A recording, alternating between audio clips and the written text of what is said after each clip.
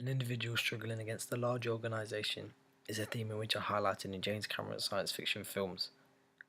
I selected Aliens, Terminator 2 Judgement Day and Avatar. After analysing them, I established several factors that they all had. A struggle of the individual was evident throughout. In Aliens, Ripley tries to warn the company of existing life and the threat the aliens have. However, because of the lack of physical evidence and the fact of a multi-million-pound structure the company enforced so humans can live on this other planet, they brush aside what she has to say. That will be all. God damn it, that's not all. Because if one of those things gets down here, then that will be all. Then all this bullshit that you think is so important, you can just kiss all that goodbye. In Terminator 2, Sarah Connor is in a mental hospital. Her knowledge of the future is seemingly far-fetched.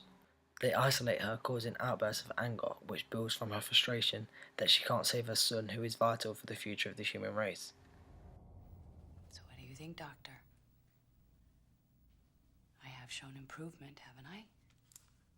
Well, Sarah, here's the problem.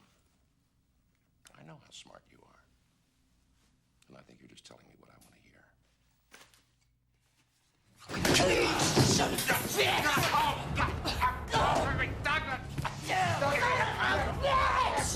In Avatar, Jake Sully finds his toughest test is being accepted by the Na'vi tribe, and then proving he is one of them against his own, the humans, as they decide to create war because of the unobtainium mineral.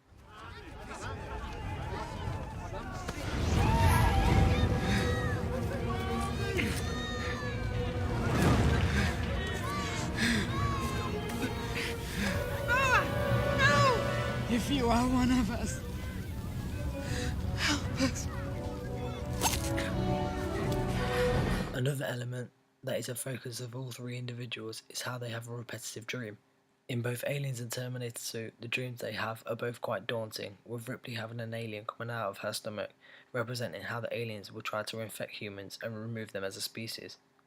As well, Sarah additionally having daunting dreams, as we see a blaze violently killing young children and their parents in a playground, spreading to herself, representing the end of the human race. Both individuals, nevertheless, amend their dream by removing human contact from the aliens, and then in Terminator 2, the creation of the chip which causes the destruction of the human race.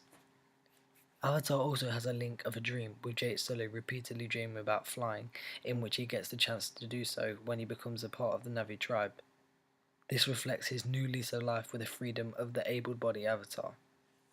Having highlighted the individual struggle, I look for the company which happened to be represented by a figurehead.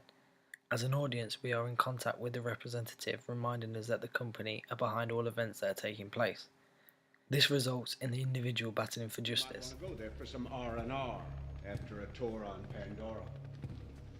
Out there beyond that fence, every living thing that crawls, flies, or squats in the mud wants to kill you and eat your eyes for jujubes. In Avatar, there are two people who could be classed as a figurehead that are associated with the company. Nevertheless, I picked the Colonel, who seems to be more full-on throughout the process, indicating what the company's approach is about. In Aliens and Avatar especially, the company is a focus point throughout the film. From the start, we are introduced that the protagonist works for this large organisation. I'm Burke. I'm Carter Burke. I work for the company. But don't let that fool you. I'm really an okay guy. Whereas in Terminator 2, Sarah Connor becomes aware of the company and battles to take them down because of the negative future they bring. I need to know how Skynet gets built. Who's responsible? The man most directly responsible is Miles Bennett Dyson. As all individuals fight to bring justice, this leads into the figurehead dying, symbolically representing the end of the company or corruption.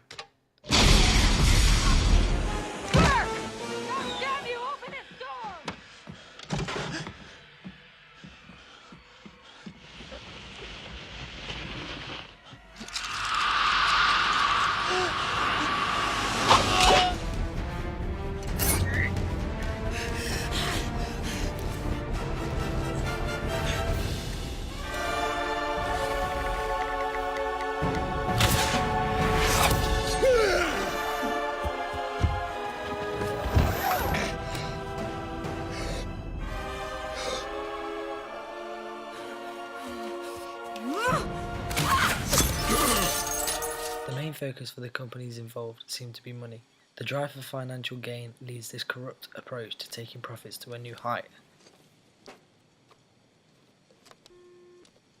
Miles? In a few months, he creates a revolutionary type of microprocessor. Look, Ripley, this is a multi-million-dollar installation, okay? He can't make that kind of decision. He's just a grunt. Look, those two specimens are worth millions to the bioweapons division, right? Now, if you're smart, we can both come out of as heroes, and we will be set up for life. And that wouldn't bother me. It's just that they're, can somebody just... Sector 12. Okay, go, stop. Stop, Rich, stop. That's Jesus. Their damn village happens to be resting on the richest unobtainium deposit within 200 clicks in any direction. This is why we're here. Unobtainium. Because this little gray rock sells for 20 million a kilo. That's the only reason. Finally, one last aspect in which all the films have is the artificial being present. You never said anything about an android being on board. Why not? In all the films, everyone is against the artificial being at the start, with Ripley, Connor, and the Navi tribe having all had bad experiences. Kill us all!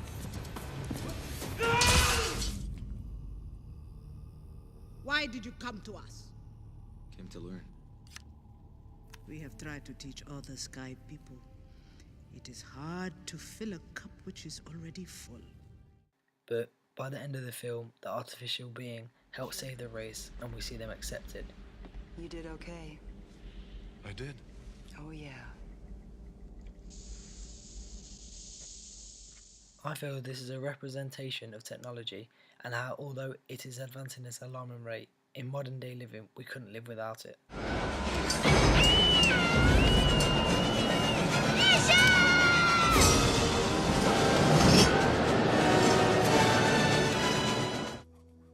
Watching John with the machine, it was suddenly so clear. The Terminator would never stop. It would never leave him. And it would never hurt him, never shout at him or get drunk and hit him or say it was too busy to spend time with him.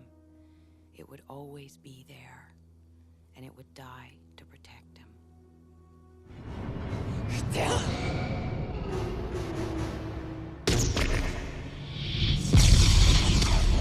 I was afraid, Jake.